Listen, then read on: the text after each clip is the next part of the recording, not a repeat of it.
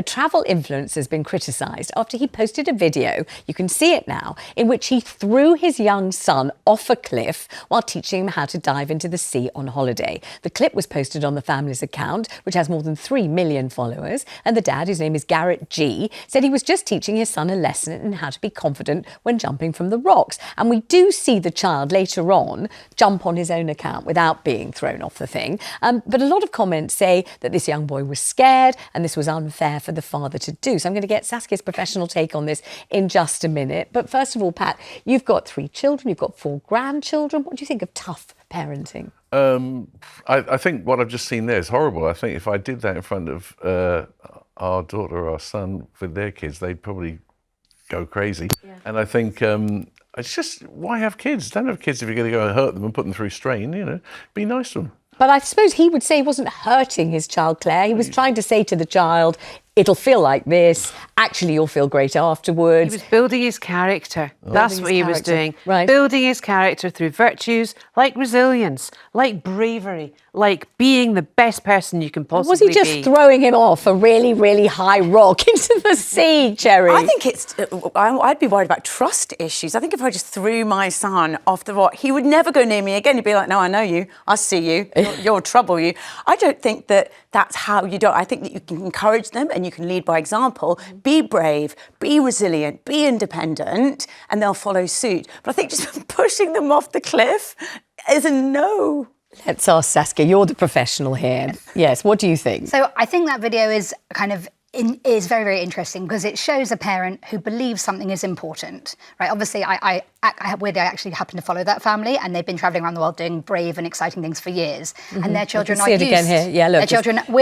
used to doing lots of very brave and exciting things. This isn't the only kind of brave thing they've ever done. And I think what it really shows me is a family who have learned trust but with each other over time. And I think what we want is children who will bravely do things, and also children who will listen when we ask them to do things, like you've got to go to the dentist and have a filling, we've got to go. They're nervous, but they still go.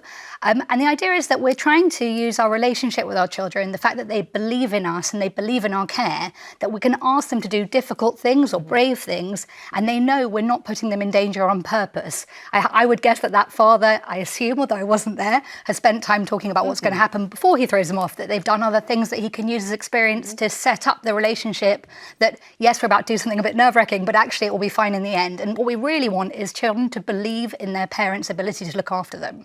I'm going to ask you to do something difficult, but I wouldn't ask you if I didn't have a good reason, and I wouldn't ask you if I didn't think you could manage it. And our relationship in the years that we've had together should show children that that's something that we can do and they can trust us. The father says that what he needed was the child to be able to jump confidently, because if he didn't jump far enough out and he hesitated, that could have been dangerous. So he needed to know what to do, and how to do it. I mean, I when I was raising you and your sister, God knows whether you think I was a tough parent or a gentle one, I don't know. Not tough. But I remember saying, you squeeze a stinging nettle, and if you squeeze it hard and confidently, it doesn't hurt. And that's true, isn't it? My parents told us to do that. That's true. And I think there's this... And I think because you trusted me, you believed me, we grab it. You've got to grab the nettle, but if you hesitate, it will sting you. That's probably the only tough thing I ever taught them to do. Is teach children how to take risks safely. So what he was trying to show was the risk here is that you might fall in the sea and you might hurt yourself. So I'm showing you how to fall in safely. I'm showing you how far to jump out. I'm showing you what happens once you get in and how to get back to the shore.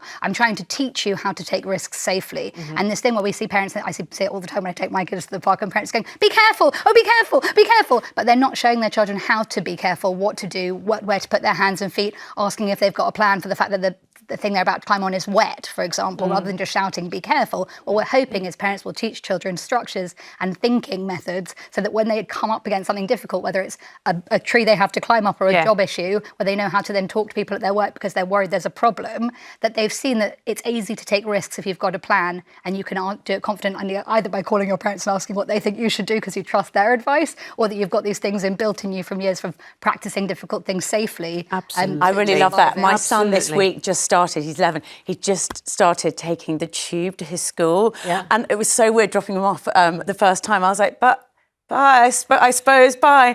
And this morning he missed his stop and so he called me. He was like, I'm at the wrong stop. And I was like, what do we do? And I was like, how do I parent this?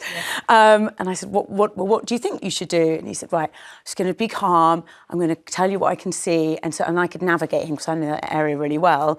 But I was really proud of him for taking a big breath. He didn't panic. And but I mean, it's definitely more scary for me than for him. But we got there all fine. Okay, so how would you describe that parenting? I think that's excellent parenting. Yes! 10 out of 10. Thank you, It's a 10 out of Saskia. 10 gold star from me. The idea is we want to, firstly, not show our children that we're anxious about the difficult things that they're going to do. We're going to give them a plan that might work and something to talk about what to do next if it doesn't work. And we're going to be proud and confident that they can do it because we believe in them. We empower them to do the hard things. And we hope that the things we've shown them over the years are enough to get them on the right train back in the right direction. And then when they've done it, we're going to praise them for doing the great thing that we thought was risky and they've achieved it. And I think that over and over again over time helps children be resilient, be brave, take these risks that are hard because they know that firstly they're the kind of person that can do hard things, that they've got a safety net, which is you if things go wrong, and that you would never ask them to do something that you thought was too hard. In a way, what's more dangerous, throwing your child off a cliff or putting them on the tube in London? I don't know. I can't really judge this guy particularly.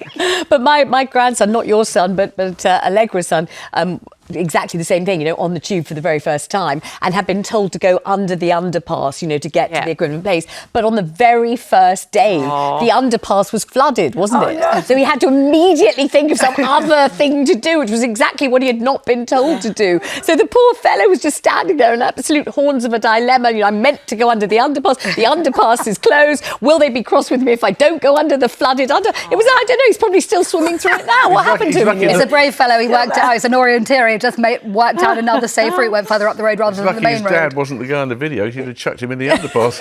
Exactly. Let's go to Darren on the line in Plymouth. Darren, what do you think of this tough parenting? Well, start. What did you say, sweetheart? I couldn't hear the first. And he's giving tough love. I can't hear you, I'm afraid. I think we've got sound issues. We'll try and get Darren back on the line now there. But what about the bit where things go wrong? So, for example, they are climbing the tree. They fall out of the tree. They've got a horrible bruised knee with a gash in it. Is that the bit where a tough parent says, right, back up the tree?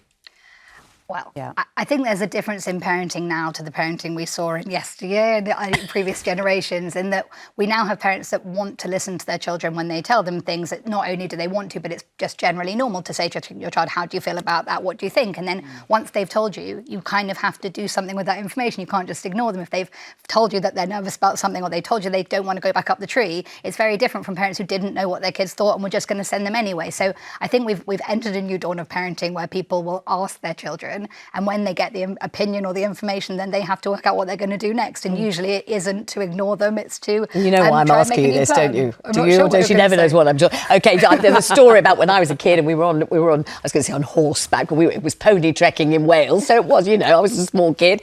And, we were going through a mountain stream. The horse puts its head down and, you're a kid, you just slide right down the head as if it's a slide. I'm in the pool's freezing cold, mountain water, rocks everywhere, stop laughing. And the horse treads right on my ankle, right? So what do? Get back on the horse. Yeah. And it's about the only time in my entire life my father actually praised me. He said, you're a plucky kid.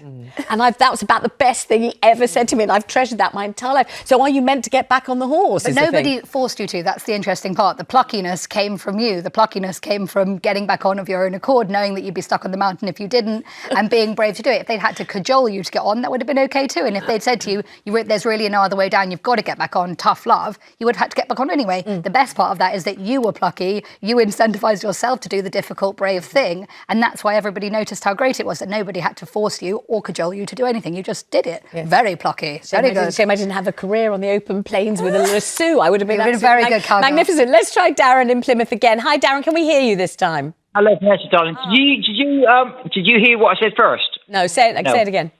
All right. So basically, what I'm saying is, if you've got a nice, caring family, okay, who's loved and cherished you and all that, tough love hits a mark because they realise they're losing all that lovely, compassion and love and empathy. But if you're in a relationship with your parents where it's negative and they're abusive, okay, you just take that on board and think, well, that's how he's going to treat me. So I think it's a very careful, line to cross, whether you think that, kids and that, are just little accessories to your life.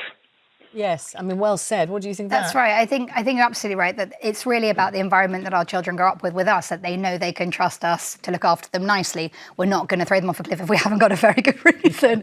And I think you're right that the idea is that we want to be teaching our children lessons all the way through life that they can use when they become adults, but in a kind, generous, thoughtful way, so that every lesson isn't learned like, if you don't do that, it's this, that it's kind, it's thoughtful. They've got a reason to latch on to what you've said and put it into practice, rather than feeling like, exactly like you said, if you don't do this, it's over for us. That's not going to work out very well for your relationship when that's what you're trying to capitalise on to get them to move Darren, forward. thank you very much. And if you've got a child who is very scared to do something that, they've pretty much got to do, and they'll be okay, and they're saying, I don't want to, and I'm scared, how kind of firmly do you try and overrule that? And how much do you take on board? Can I add to that? Because it's yes, please. What if you've got two children that are really different? So you've got one that's really brave and one that is more scared of things and more nervous. Do you treat them equally? Like, how do you? So I think the big thing is we really try and pick our battles with this. If it's something children absolutely have to do, like going to the dentist or going to have an operation, they have to have it, and that's the most important thing. And we explain to them, the reason we're doing this is because I care about you. You need this thing. I'm going to make it as easy and comfortable for you as possible. I'm going to bring your favourite toy to the hospital. I'm going to make it nicer, and I'm also going to explain what's going to happen so you're not surprised. I'm going to take the other things about newness away, the surprising elements, the organisational elements. I'm going to explain to you what's going to happen to make it less worrying when we get there. But I think I would pick my battles about when I'm going to really force my child to do something. As a family, we always love horror movies. Why won't you watch a horror movie? Nobody has to watch horror movies. They're naturally nervous. Why should they? I'd pick the battles and the moments when I'm going to use my tough love or I'm going to capitalise on my relationships for the things that really matter, and I'm going to hold back on things that aren't so important. All right.